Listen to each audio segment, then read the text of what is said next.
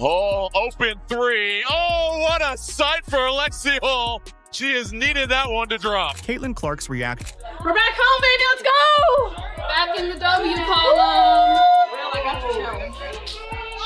That's a big dub, baby. Point guard.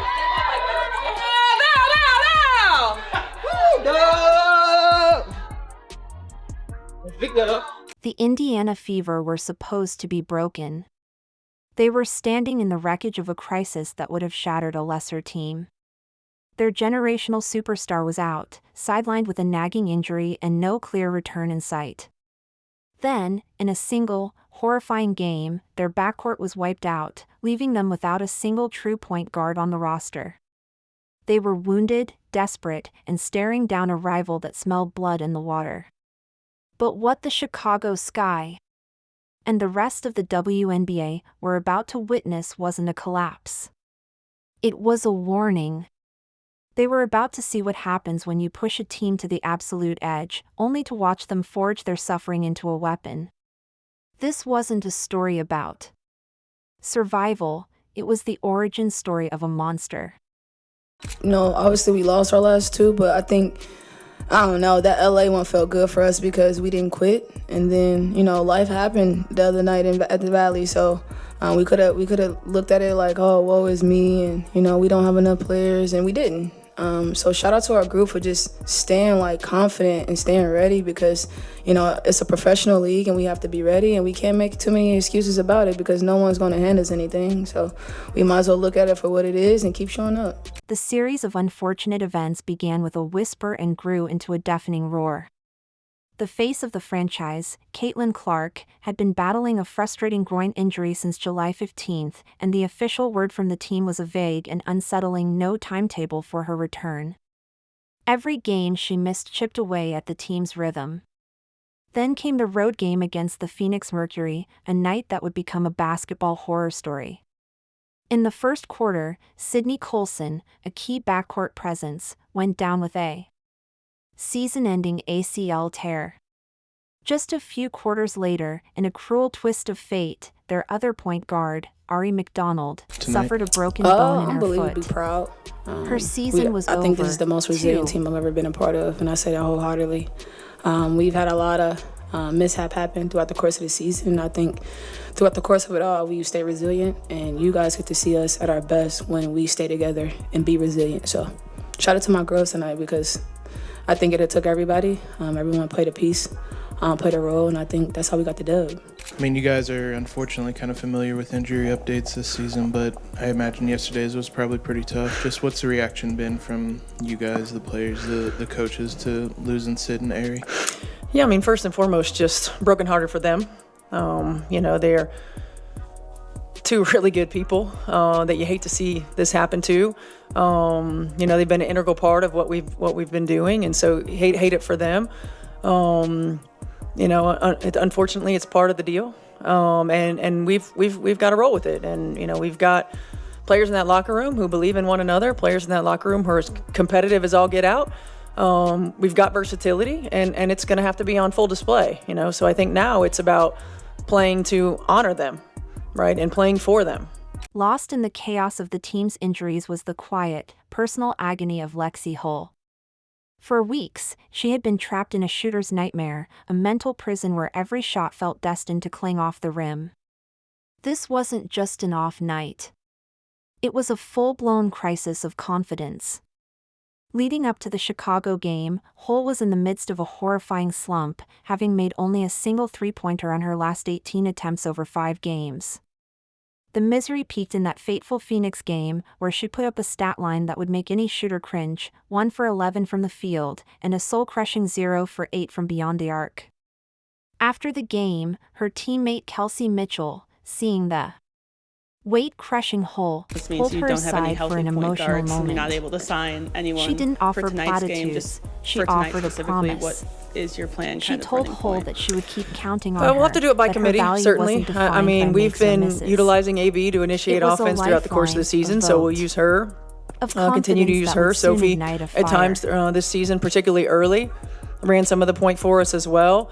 So we'll utilize her and Kelsey can initiate offense too. So I think the most important thing is that we aren't going to be able to do every play in our arsenal. We'll have to play a big lineup. We'll have to simplify. But we've got players who are capable of getting us into offense, and we'll utilize them in such a way. Expected to step up and change everything.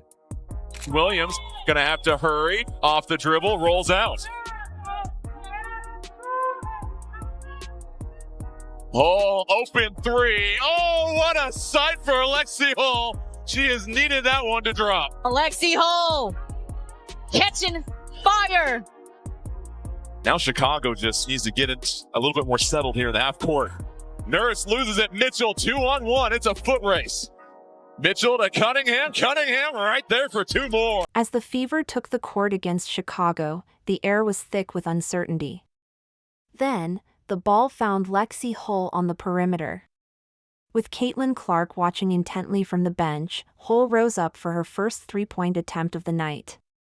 There was no hesitation, no doubt, just the pure muscle memory of 1,000 practice shots. The ball arced through the air and ripped through the net with a perfect swish. On the sideline, Clark leaped to her feet, a massive grin spreading across her face, celebrating as if she had taken the shot herself. That single basket was more than just 3 points, it was a psychological breakthrough. The dam of self-doubt shattered, and a flood of confidence came rushing back. Hull was no longer just a player in a slump, she was a hunter. She finished the game an incredible 4 for 6 from three-point range, pouring in 17 points that felt like an eruption. The box score will show the numbers, but what fans witnessed was something far more profound, a player rediscovering her identity, reclaiming her power in real time, all because her team never stopped believing. What was kind of the last month like? How do you stay out of your head or listen to the right people? What is that balance like? As you know what you need to do. Take us kind of what's that like? Yeah, I mean, I think for me, it's focusing on doing the right thing, taking the right shots, being in the right place, focusing less on the outcome of things. Missed shots happen. It's going to happen in everyone's career. And to just really focus on getting the next good one. I think that's the whole mindset, and we know we have confidence in every single person and every shot that they take. So, it's just keep shooting. And then Lexie, what was it like to finally break out of that slump, and especially on a night when when they needed you to? Yeah, I mean, it feels good. It feels good to see the ball go through the net. But I think, every game, regardless, you're making shots, you're not, it feels really, really good to have your teammates behind you, and I definitely feel that every day. And as the Fever it's fun, took the court it's fun against today. Chicago, Get to celebrate some of those. The air was thick with uncertainty. Then, the ball found Lexie Hull on the perimeter. With Caitlin Clark watching intently from the bench, Hull rose up for her first three-point attempt of the night. There was no hesitation, no doubt, just the pure muscle memory of 1,000 practice shots. The ball arced through the air and ripped through the net with a perfect swish. On the sideline, Clark leaped to her feet, a massive grin spreading across her face, celebrating as if she had taken the shot herself. That single basket was more than just 3 points, it was a psychological breakthrough. The dam of self-doubt shattered, and a flood of confidence came rushing back. Hull was no longer just a player in a slump, she was a hunter. She finished the game an incredible 4 for 6 from three-point range, pouring in 17 points that felt like an eruption. The box score will show the numbers, but what fans witnessed was something far more profound, a player rediscovering her identity, reclaiming her power in real time, all because her team never stopped believing. Oh, open three. Oh, what a sight for Lexie Hull. She has needed that one to drop. Hull benches up. Caitlin Clark with a big grin. Again, no Sydney Colson out for the year with the ACL tear. Lexie Hull, though, the bucket and the foul. He's dealt with so much scoring adversity lately. Yeah, terrific baseline execution. She comes off the curl. Tell you what, this Fever team is going to be very dangerous, no matter the roster. Oh, Lexie Hull! Heat checking her napalm era right now. Lexie, that final three-pointer kind of felt like the perfect end of that night. Just if you could just talk to me about the celebration, how much of a relief that was for you, just kind of to punctuate it like that. I mean, it's fun. You know, the crowd was behind us today. It's fun to walk out of the gym on a high note and on a make. One and fire extinguished, another yeah, I mean, I raged. saw the time going down, so I was trying to pull out my inner Kelsey Mitchell. Who on earth would run the offense? Coach Stephanie White had offered the media a classic bit of coach speak, saying they'd handle it by committee. It was a calm way of saying they were in full-blown scramble mode. The impossible task fell to Kelsey Mitchell, a player known for one thing, getting buckets. For her entire career, she had been a pure scorer, a shooting guard whose first, second, and third instinct was to put the ball in the basket. Now, she was being asked to become the team's primary facilitator, a role she hadn't played since her college days.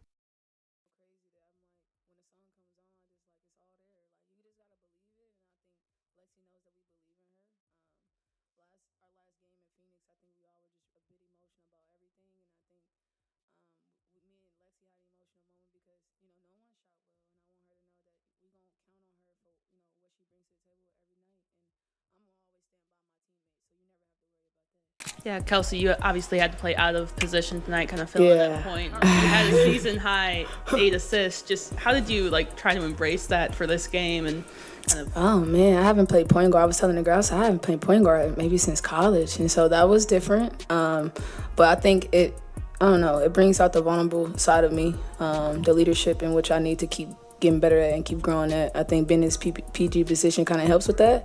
And I think I believe in my team. So seeing my assists, go up is just because of these girls. We have an unbelievable chemistry when it comes to, seeing and reading each other. So I think they made me look good tonight. The first few possessions were a struggle. You could see Mitchell's basketball brain being rewired in real time, her body wanting to attack the rim while her mind searched for open teammates. It was the awkward, painful process of unlearning years of instinct. But then, something clicked.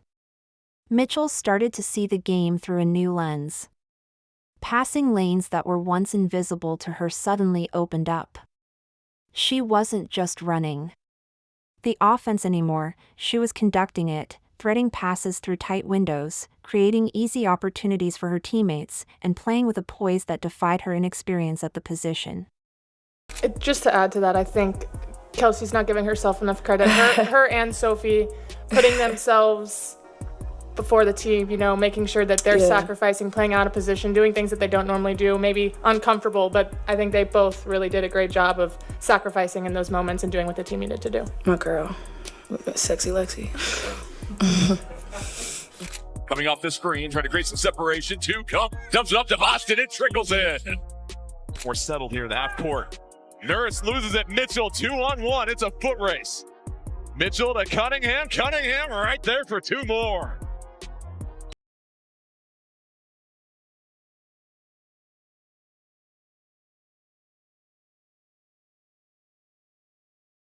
The transformation was nothing short of remarkable. Kelsey Mitchell, the relentless scorer, had morphed into a dual-threat nightmare. She masterfully navigated the impossible balance between scoring and creating, pouring in 26 points of her own while dishing out a season-high 8 assists. The Chicago Sky defense was utterly bewildered. If they played her to pass, she burned them with a quick bucket. If they focused on stopping her shot, she would find the open teammate with a perfectly timed dime. She had completely reinvented her game in the span of 48 minutes, not out of desire, but out of sheer necessity. In doing so, she didn't just keep the fever afloat, she unlocked a more versatile, more unpredictable, and far more dangerous version of their offense. She showed the league that she wasn't just a scorer, she was a leader, capable of carrying the team in more ways than one. Cunningham thought about it this time, puts it on the deck. A deflection, bodies flying to the floor. Mitchell controls, 8 to shoot. Mitchell, hesitation in the paint. The floater off the window. And here is Kelsey Mitchell getting downhill. Little sidestep into the floater. Pivoting, pirouetting, tough shot, well defended. Mitchell trying to attack Allen. Step back tray. Mitchell buries it. Chicago's defense had no answer for Mitchell's dual threat ability. They couldn't decide whether to stop her shot or her passing. Every time they committed to one thing, she did the other. It's now Van Lith on the island. Mitchell trying to create a little separation. Oh, the hezzy and the scoop off the window. Kelsey Mitchell. Hand guarder off the bounce, the hezzy, the floater, the kiss off the glass. Parades the baseline back up top. Working again. Westbelt. Step back three. Rolls it in. This stunning victory wasn't an accident or a fluke. It was the manifestation of a culture that Coach Stephanie White has been carefully building since her return to Indiana. She has prioritized bringing in not just talented players, but quality. Human beings who are selfless and resilient. This game was the ultimate proof of her philosophy. You could see it in the way the entire bench erupted for Lexie Hull, their genuine joy in her success a testament to their connection. You could see it in the seamless way Kelsey Mitchell and Sophie Cunningham sacrificed their natural games to fill the team's most glaring need, stepping into unfamiliar roles without a single complaint. This is a team that players describe as the most resilient they've ever been a part of.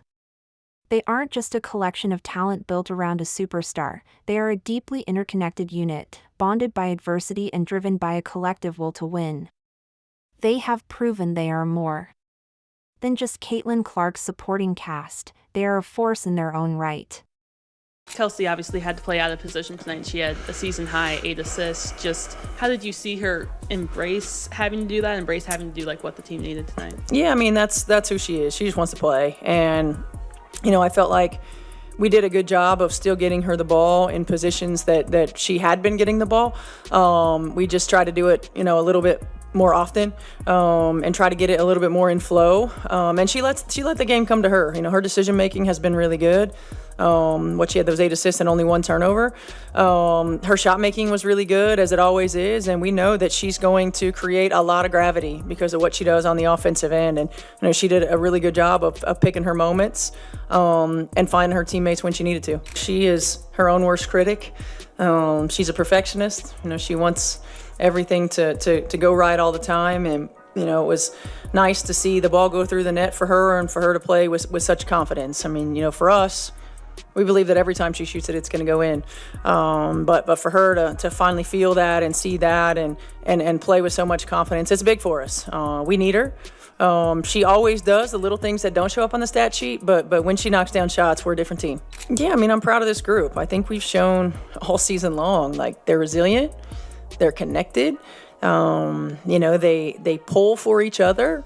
They enjoy one another. They celebrate one another, and you know that stuff alone is good for 10 to 12 points a game. And you know, for this group, the way that they share the ball, how unselfish they are. I mean, I'm really proud of them. It's not been ideal circumstances all season long, but they've shown the character of who they are. They've been resilient. They've responded to adversity, and they continue to elevate one another. And you know, I couldn't be more proud of this group than I am at this moment. I think it just says a lot about who we have as human beings. You know, that was one of the things that we made a priority in the off season of, you know, who we bring into this organization. Number one, quality human beings, selfless human beings, that want to pull for one another, that understand. You know, we have this depth for a reason, and sometimes it creates challenges getting people on the floor. But in situations like this is why you have it. And I'm just, you know, she's right. I mean, as a pro and as a pro coach, you know, this is one of the most connected groups I've seen. The final buzzer sounded, and the scoreboard told a shocking tale: Indiana Fever 92, Chicago Sky 70. A 22-point blowout. It wasn't just a win, it was a statement, a message sent to every team with championship aspirations. The Fever had faced the perfect storm, a star player sidelined, their backcourt gutted by injuries, and the weight of a losing streak pressing down on them. They should have folded.